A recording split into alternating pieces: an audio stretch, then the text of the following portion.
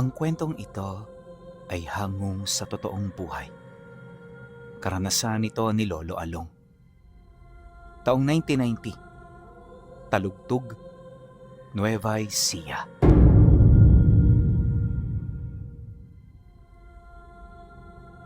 Maglilimang taon nang nag-iisa sa buhay si Lolo Along. Sa lugar ng Talugtog, wala siyang mga kamag-anak, gawa ng dayo lang naman siya sa lugar na yon. Mahaba ang istorya kung bakit siya rito napadpad. Pero ayon sa kanya, wala siyang naging pagsisisi sa mga ginawa niya noong siya ay bata pa. Lahat ng nangyari, kagustuhan ng tadhana, kaya kahit may mga mapapait na karanasan, bukal sa loob niya itong tinanggap. At para tuluyan niya itong makalimutan, habang buhay niya na itong hindi sinasabi at inaalala. Magmula noon, unti-unting nalagay sa tahimik ang buhay niya. Kalaunan, nang marating niya ang lugar ng Talugtog, namuhay siya rito bilang isang baong magsasaka. Walang kadugo, walang kakilala, at walang nagmamahal. Sa edad na 70 anyos, namuhay siya roon kasama ang ibang mga taga-baryo. Bagaman may mga taong nakikipaglapit sa kanya, hindi niya yun gaanong pinagtutuunan ng pansin. Madalas din kasi kung manatili siya sa bahay, kaya hindi siya gaanong kilala ng mga taga-sentro. Sa halip kasi na pumunta rito, mas pinipili niya na manatili sa bahay niya upang gawin ang mga bagay na bubuhay sa kanya ng libre. Mahilig magtanim ng gulay at mapapakinabangang punong kahoy itong si Lolo Along, kaya kahit matagal pa ang gapasan, di siya nakakaranas ng anumang paghihirap. Marami rin siyang alagang hayop, kagaya ng pato, manok, at mga kambing. Pinaparami niya yon ng husto, lalo pat ito ang nasasandigan niya tuwing may dumarating na pagsubok sa buhay niya. Sa layo kasi ng tirahan niya sa baryo, paniguradong mamamatay siya sa gutom kung hindi siya kikilos para maghanap buhay. Nga pala, kung hindi nyo na itatanong, nakatira noon si Lolo Along sa gilid ng palayan, malapit sa paanan ng bundok. Kaharap lang nito ang baryo nila, kaya mula roon, tahimik niyang pinagmamasdan ang bawat kilos ng mga tao tuwing hapon. Masaya na siyang pagmasdan ng mga ito, dahil sa ganoong kaganapan, nagdudulot ito ng katahimikan sa kanyang puso. Araw-araw niya itong ginagawa, kung saan palagi naman siyang napapansin ng mag-amang mga ngaso na napapadaan sa kanyang bahay tuwing takip silim. Kilala niya ang mga taong yun, pinuno, kaya naman kahit papaano, hindi siya naaalarma na makita ang mga ito. Ilang beses na rin niya yung nakausap, kaya alam niya na yon ay mabubuting tao. Ayon sa kanya, madalas makipag-usap ang mag-ama, lalo na kung marami itong nakukuha. Batid din niyang naaawa ito sa kanyang kalagayan dahil sa palagi siya nitong inaabutan ng karne ng mga ligaw na hayop kagaya ng unggoy at baboy ramo. Bagaman ito ay simpleng pagpapakita ng pagmamahal ng mag-ama, para sa kanya napakalaking bagay na nito. Kaya nung tumagal, minabuti na rin niyang makipaglapit sa pamilya. At dahil dito, kung kaya't nalaman niya kung gaano kasaya ang mag-anak sa kabila ng pagiging kapos-palad. Dagdag pa niya na, nakilala niya sa pangalang Urang ang padre de pamilya, habang ang anak naman itong binata, kilala sa palayaw na Gatgat. Mga simpleng tao lang ito, pinuno. Kaya naman nang magkaroon sila ng ugnayan, pilit niya itong pinakibagayan. Lahat ginagawa niya para sa mga ito. Kaya naman sa paglipas ng panahon, parang naging parte na rin siya ng pamilya. Ikinatuwa naman yon ni Lolo Along, lalo pat hindi niya inaasahan na magiging ganun kaganda at kasaya ang nalalabi niyang buhay sa mundo. Kaya sa pagsapit ng taong ito, nagdesisyon na siyang lumipat ng pamamahay. Itinirik niya ang bagong bahay niya malapit sa tahanan nila Urang, nang sa gayoy palagi na silang magkita. Ikinatuwa naman yon ng kaibigan niya, Kaya nung manirahan siya rito, ginawa nito ang lahat ng pag-aalay. Paunti-unti, naramdaman niya ang pagmamahal ng pamilya na sa simulat sa pool, hindi niya naramdaman sa totoo niyang mga kadugo. Bagay na naging daan upang ingatan din niya ang mga ito, kagaya ng pag-iingat niya sa kanyang sarili. Yun nga lang, hindi inaasahan noon ni Lolo Along na ang ginagawa palang pangangaso ng kanyang kaibigan ay siya ring magpapahamak sa kanila. Isang hapon, habang naghihintay sa labas ng bahay, napansin niya na wala pa rin ang mag-ama. Mag-aalas 5 na ng hapon nun at madalas umuwi ang dalawa bandang alas 4 pa lang para tumulong sa mga gawaing bahay. Nang mapansin niya ito, dali-dali siyang bumisita sa bahay nila Urang para magtanong sa kinakasama nito. Hindi pa ba nakakauwi sila Urang? May pinuntahan ba silang importante? Bungad na wika niya sa asawa habang bitbit ang tungkod na bumabalanse sa paglalakad niya. Para kasi hindi paghinalaan ng kahit na sino, ibinabagay ni Lolo Along ang kanyang kilos sa kanyang edad. Ayaw niya na magpakita at umastang malakas dahil panigurado may makakapansin ito. Nang marinig naman ng asawa ni Urang ang kanyang tanong, agad naman itong inilahad na walang pupuntahan ng mag-ama. Maging ito man, aminadong nagtataka na dahil sa tagal ng pagbaba nila sa bundok. Disiplinadong tao kasi si Urang Pinuno, kaya kapag sinabi niya ang oras ng pagbaba nila, tinutupad niya talaga ito. Nang marinig naman ni Lolo Along ang rason ng kinakasama, hindi na siya nagdalawang isip na sunduin ng mag-ama. Mula kasi sa palayan, medyo malapit na lang din yung bundok na pinangangasuhan ng mga ito. Kalahating oras lang ang lumipas, nakalagpas na siya sa palayan na pinaggagapasan nila. Mula roon, kinakailangan niya pang tumawid ng baryo para lamang marating ang bundok kung saan ito nangangaso. Nakakapagod man, di niya ito gaanong ininda, dulot na rin ang pagmamadali niya. Maya-maya pa, nang marating niya ang bundok, wala siyang napansing bakas sa gilid. Medyo kaduda-duda rin ang simoy ng hangin, kaya naman di niya maiwasang mapabuntong hininga habang tinitingnan ang palawit sa kwintas niya. Marahil sa iba, isa lang itong ordinaryong supot na gawa sa balat ng hayop. Pero para kay Lolo Along, nakalibing sa loob nito ang lahat ng sangkap na malimit niyang ginagamit noong pangkumbate. Paghawak niya rito, agad siyang nagpatuloy sa paglalakad hanggang sa mapasok na niya ang masukal nitong bahagi. Urang! Gat-gat! Nariyan ba kayo? Sigaw ni Lolo Along pagpasok niya sa makahoy na parte. Ngunit makalipas lang ang ilang minuto, wala siyang narinig na sumagot mula sa mga ito. May napapansin na rin siyang mahihinang pag-angil sa lugar, kaya naman minarapat niya na iwan na ang tungkod niya. Sa pagpapatuloy ng kanyang pag-usad, paulit-ulit niya pa ring tinatawag ang dalawa hanggang sa makita niya ang mga ito na nagtatago sa ugat ng malaking puno ng akasya. Punong-puno ng putik ang mga katawan nila, tapos bakas sa kanilang muka ang matinding takot habang nakatingin sa kanya. Malayo pa man, sinenyasan na siya ni Urang na tumahimik. Pinapayuko na rin siya nito pero di siya gaanong nakinig. Akala niya kasi may nagwawala lang na galang hayop sa paligid, kaya naman hindi niya ito gaanong pinagtuunan ng atensyon. Pero nang akmang malapit na siya sa kinaroroonan nito, doon niya nakita ang pagtalon sa mga ugat ng puno nung dalawang matataas na kabayo na may mga nakasakay na tao sa likuran nito.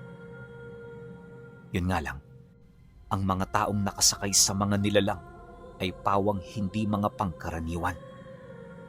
Nakakubli sa suot nitong itim na salakot ang kanilang mga muka, tapos may mga nakapulupot na tanikala sa kanilang mga balikat. May mga hawak din itong lumang espada na sa tansya niya matagal na panahon nang hindi nito naaalagaan. Pagpang-abot naman ng tingin nila ng mga nilalang, bigla itong umatungal kasabay ng walang kaabog-abog na pagsugod sa kanya. Kaya naman ang masipat ito ni Lolo Along, agad naman niya yung sinalubong upang ipakita sa mga ito na hindi siya nasisindak. Pag-untay naman ng mga nilalang sa kanya ng saksak, buong tapang niya itong sinalag gamit lamang ang kanyang palad. At sa hindi malamang dahilan, di man lang nito nahiwa ang kanyang balat. Literal na tumagilid ang mga talim nito bago pa man yun tuluyang lumapat sa kanyang katawan.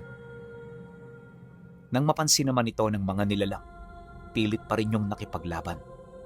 Ang kaso, sa halip na matalo nila ang matandang uugod-ugod na, nagawa pa ni Lolo Along na mapatumba ang isa sa mga kabayong sinasakyan nila.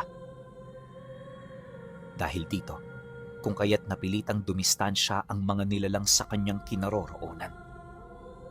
At imbis na magpatuloy pa ito sa kanilang ginawang pag-atake, napilitan itong umatras nang mabawi na nila ang kabayo nilang bumagsak sa lupa. Pagkaripas nito ng takbo papalayo, dali-dali naman niyang nilapitan ang mag-ama upang malaman ang kasalukuyan nitong sitwasyon.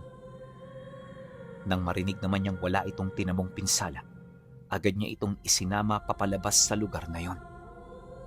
At sa kasagsagan ng kanilang paglalakad, patuloy niya itong tinanong ukol sa nangyari at sa kung saan nila nakasalubong ang nilalang.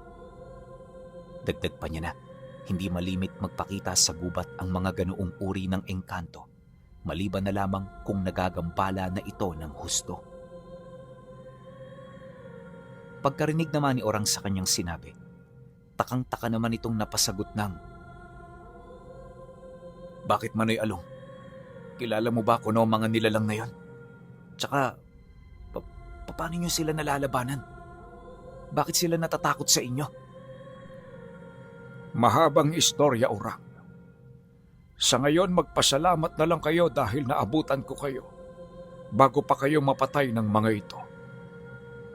Bilis-bilisan nyo na at kanina pa kayong hinihintay ng inyong pamilya. Sagot naman niya rito. Nang marinig ni Orang ang kanyang sinabi, hindi na ito umimik pa. Alam kasi nito na darating din ang punto na ipapaunawa ni Lolo Along sa kanila ang lahat ng kanilang pinagdaanan. Maya-maya pa, nang makabalik na ang mga ito, agad naman siyang nagpaalam dito. Hindi na siya nagtagal sa bahay nila Orang upang makaiwas sa mga katanungang hindi niya inaasahan. Batid niya kasi na hindi pa siya handang ilahad ang lahat ng mga nalalaman niya. Pagsapit ng sumunod na araw, kagaya ng palagi niyang ginagawa, tahimik siyang nakatambay sa labas ng bahay habang pinagmamasdan ang mga alaga niyang manok na kumakain ng mga isinaboy niyang butil ng mais. Mag-aalas 5 pa lang ng umaga nun, kaya wala pa gaanong dumara ang tao. Yung bahay naman nila Orang, nananatili pa ring sarado, kaya medyo hindi siya nakaramdam ng pagkailang na tumambay doon ng ganoong oras. Maya-maya pa, pagputok ng bukang liwayway, nakita niya na itong lumabas. Pagsilay niya sa mukha nito, napansin niya na parang wala itong magandang tulog.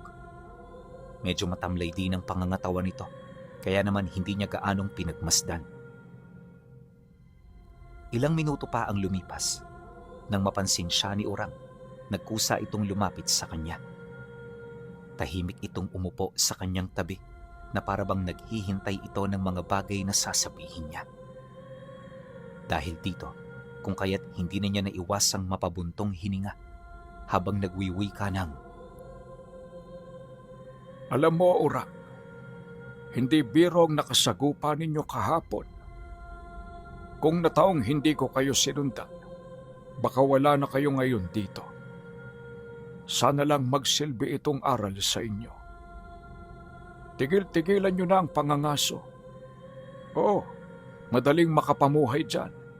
Pero wala kayong kaide-ideya sa panganib na kinakaharap ninyo. Yung nilalang na nakalaban ninyo kahapon, tinatawag sa dialekto ng mga antingero, bilang mga orka. Nag-iisang alagad ng lahi ng mga bangon. At alam mo kung ano ang mga bangon? Isang katangi-tanging uri ng aswang na ang nagsisilbing buhay at pagkain ay dugo ng tao. Sinasabi na kapag umatake ang mga ito, hindi mo na makikita pa ang mga mata at dila ng biktima. Kinukuha nila ito hindi para kainin, bagkus naniniwala sila na iyon ang paraan upang hindi na makausap ng mga taong may alam sa aral ang mga namaalam. Dagdag pa ni Lolo Along, 3 dekada na ang nakakaraan magmula noong nagkaroon siya ng balita sa mga bangon. Hindi rin niya inaasahan ang mga pangyayari kahapon, kaya maging siya man, aminadong nasindak sa mga ito. Mariin din niyang inilahad na dahil sa kanilang komprontasyon, may posibilidad na umaligid sa lugar na yon ang mga bangon.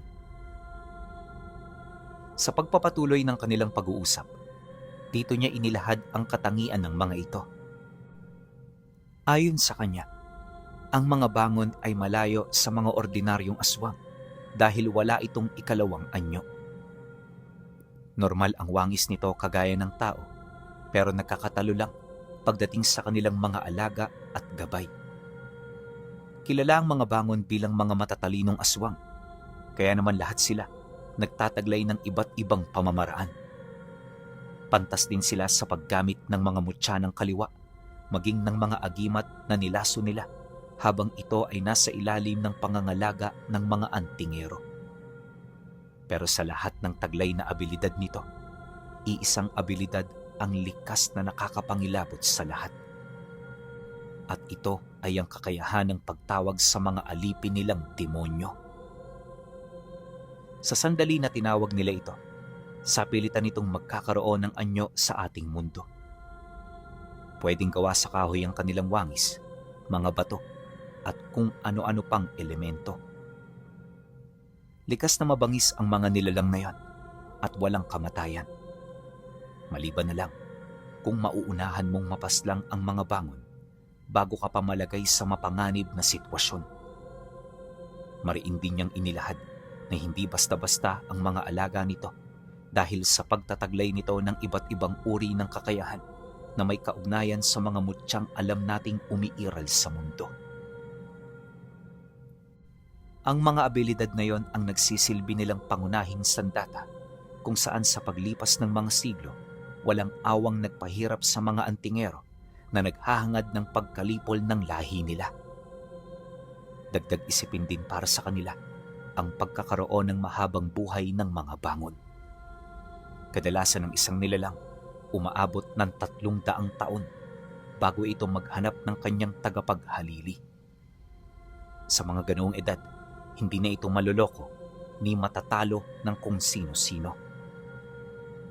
Napakalakas na rin ang gabay nito, kaya marami na ang nangingilag dito. Mariin ding inilahad ni Lolo Along na ang mga orkang nakaharap nila ay posibleng pagmamay-ari ng isang bangon na daang-daang taon na ang tanda. Kinakailangan nila itong maiwasan hanggat meron pa silang natitirang pagkakataon bago pa mahuli ang lahat.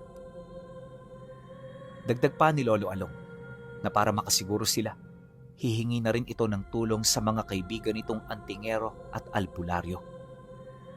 Di naman ito direktang makikipaglaban sa nilalang, bagkus ang gagawin ng mga ito ay ang simpleng pagliligaw sa kanilang mga bakas. Makakatulong ito ng malaki upang hindi sila matunto ng bangon.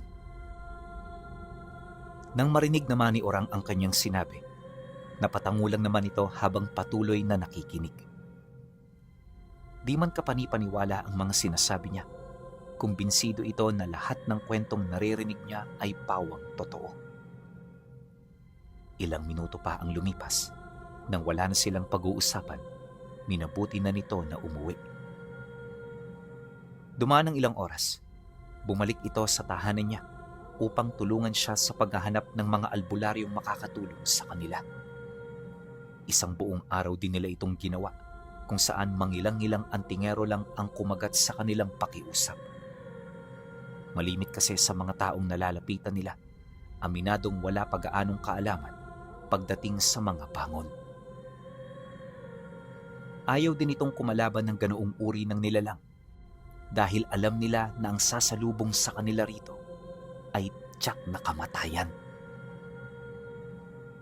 Dahil dito, kung kaya't hindi natuwa si Lolo Along sa resulta.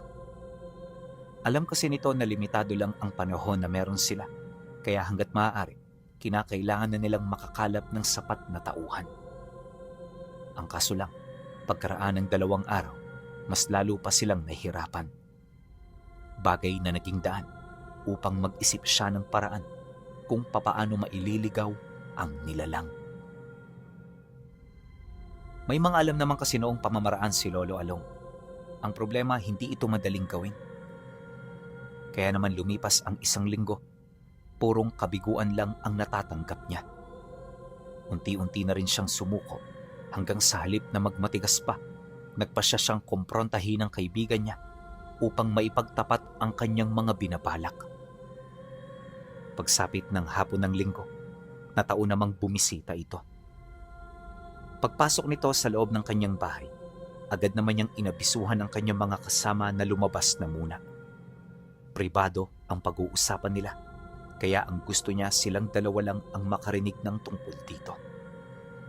Pagsarado niya ng pinto, agad niyang inabisuhan si Urang na maupo. Nang marinig ito ng kaibigan niya, wala naman yung nagawa kundi ang sumunod sa nais niya. Maya-maya pa, dito niya na dahan-dahang inilahad ang kanyang saloobin. Urang, ihanda mo ang pamilya mo. Alis tayo sa lugar na ito. Hindi na natin kailangan pang magtagal dahil lahat ng pinaghirapan natin napupunta na sa wala. Malapit na ring manganib ang ating buhay. Yung bangon, Urang, nararamdaman ko na. Malapit-lapit na siyang bumaba sa pugad niya. Pagkasambit niya ng mga katagang yan, agad naman niyang napansin ang matinding pagtutol sa mukha ng kaibigan niya. Di man ito nagsasalita, alam na alam niya ang kasalukuyang sinasabi ng puso nito. Kaya naman sa halip na magpatuloy, binigyan niya ito ng pagkakataon na sumagot. Habang naghihintay, mariin niyang inilahad na wala na silang puwang sa baryo. At kung mananatili sila, kamatayan lamang ang naghihintay sa kanila.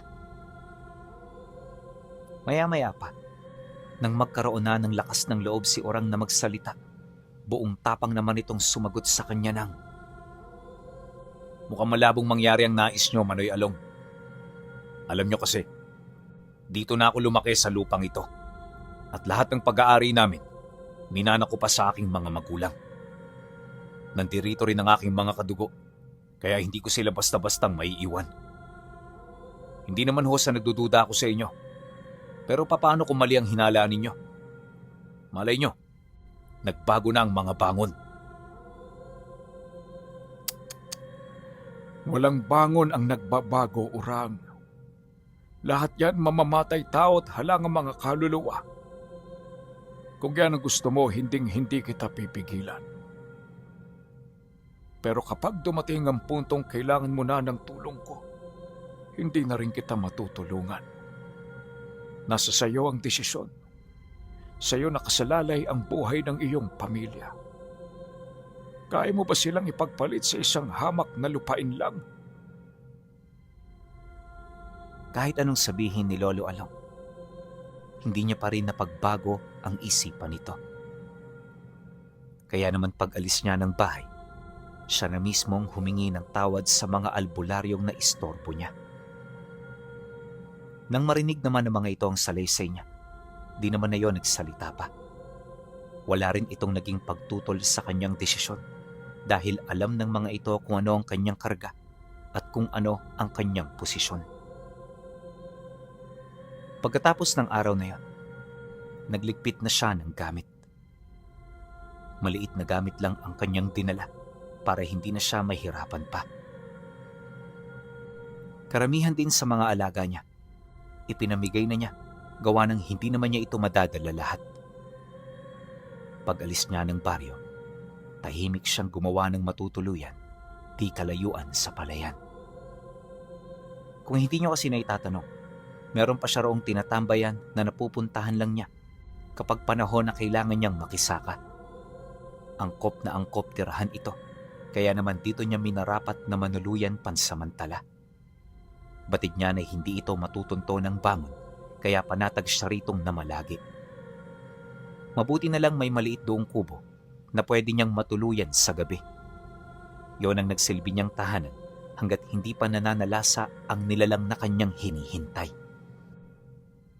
Pagtungtong ng Lunes, nangyari na nga ang mga bagay na hindi niya inaasahan. 9:00 pa lang ng umaga, may napansin na siyang matanda sa sentro na nagtataglay ng kakaibang aura. Binabalot din ng salot ang katawan nito, tapos meron itong abilidad na mag-utos ng tao. At sa maniwala kayo o hindi, lahat ng kinakausap nito walang kakayahang tumanggi sa ibig nitong mangyari. Kahit nga utusan nyo ng matanda na magbigti, susunod ang mga yon.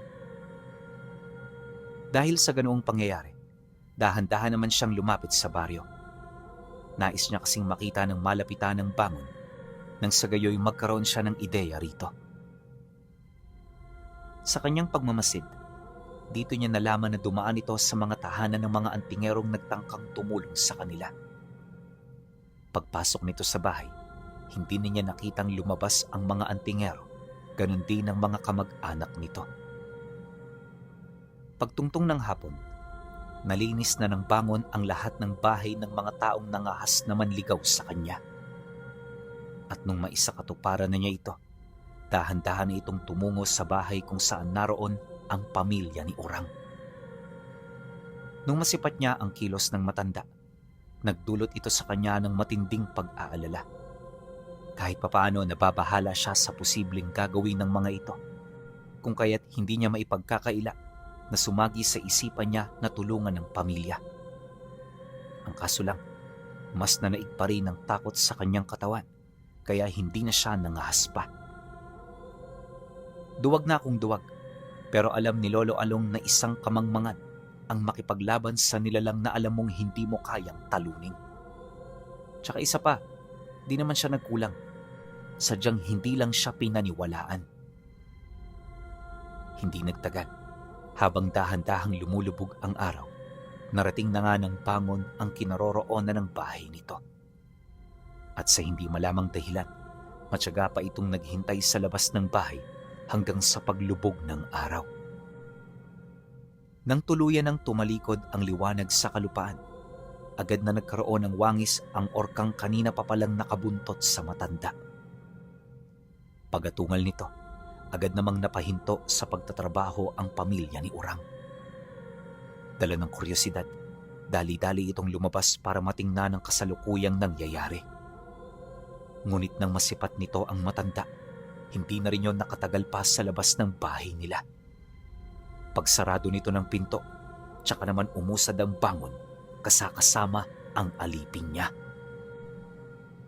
Nung makapasok na ito sa loob ng tahanan, narinig niya itong nagdasal, dahilan para manuyot ang lahat ng damo at mga punong nabubuhay sa paligid. Unti-unti na rin siyang nakarinig ng mga dagungdong mula sa ilalim ng lupa na kung hindi siya nagkakamali, nangyayari dahil sa sapilitang paglikas ng mga duwende. Hindi naglaon, matapos ang pag-uusal ng bangon, dito na sumalakay ang orka. Buong lakas nitong inatake ang bahay, kung saan paglapit nito sa dingding, walang habas niya itong pinasuwag sa mga sinasakyan nilang kabayo. Pagtagos naman ng ulo ng mga ito, tuluyan na rin itong nakapasok hanggang sa narinig na niya ang sigawan ng pamilya. Umabot din ng ilang minuto ang pagpupumiglas ni Urang bago ito tuluyang nahuli ng orka. Paghawak dito ng nilalang, maigi namang kinausap ng bangon ang kanyang kaibigan. Yun nga lang, dahil sa layo ng distansya niya, hindi niya na narinig pa ang pag-uusap ng dalawa. Kapag kasi gumagamit yon ng pangkaraniwang salita, nawawala na lang bigla ang talas ng kanyang pandinig at pandama. Halos ilang minuto lang ding nagkausap ang dalawa bago dahan-dahang nagpakita sa likuran ng bangon ang isang nilalang nagawa sa bato at baga. Kahalintulad ito na kahalintulad ng mga demonyo na matagal nang naninirahan sa kailaliman ng impyerno. Pagsilay naman niya rito, hindi niya maipagkakaila ang takot na nararamdaman niya. Isipin ninyo, dalubhasang antingero na itong si Lolo Along, pero sa harapan ng nilalang na yon, nanlambot siya. Aminado naman siya rito, lalo pat isa ang mga bangon sa mga bangungot niya. Matapos itong maipakita ng matanda, bigla namang pumulupot sa leeg ni Urang ang mahahaba nitong dila. At sa isang kisap mata, buong puwersa siya nitong dinarag papalapit hanggang sa tumarak na sa mga ugat niya sa leeg ang mga matatalas nitong pangil. Noong una sinubukan pa nitong magpumiglas, pero dahil sa lalim ng pagkakabao nito, wala na rin yung nagawa. Maya-maya pa, dahan-dahan na itong nanghina hanggang sa nawala na ito ng ulirat. Pag-unat ng katawan nito, tsaka pa lamang napakubli si Lolo Along sa lugar kung saan siya nagmamasid. Alam niya kasi na sa pagkawala ng kaibigan niya, posibleng maramdaman siya ng mga alipin nito. Kaya naman hanggat hindi pa ito nakakalayo, di siya nangahas na sumilip. Awa naman ng Diyos, hindi naramdaman ng matanda ang kanyang presensya. Kalaunan, nang mapagtanto niyang nakalayo na ito sa kinaroroonan niya, tsaka pa lamang siya napahiga sa lugar kung saan siya nakatago. Pilit din siya noong naghahabol ng hininga dahil sa ilang minuto niyang pagpipigil. Pagbaba ng tensyon sa paligid, agad niyang nilapitan ang bahay nila Urang kung saan bumungad sa kanya ang mga dugong nagkalat sa paligid. At sa kasamaang palad, hindi na niya naabutan pa ang mga labi. Wala siyang ideya kung saan ito napunta, pero posibleng dinala ito ng mga alipin ng bangon. Pagkatapos ng insidente, agad siyang lumipat ng baryo. At mula sa lugar na yon, hindi niya pinangahasang ipagsabi sa mga bago niyang kakilala ang tungkol sa nilalang na kung tawagin ay bangon. Pero kahit hindi niya ito ikwento, may mga iilang bagay pa rin siyang sinabi sa mga ito. Kaya kinilala siya sa bago niyang nilipatan bilang nagtataglay ng Medalyong Pandigma ni Lolo Along.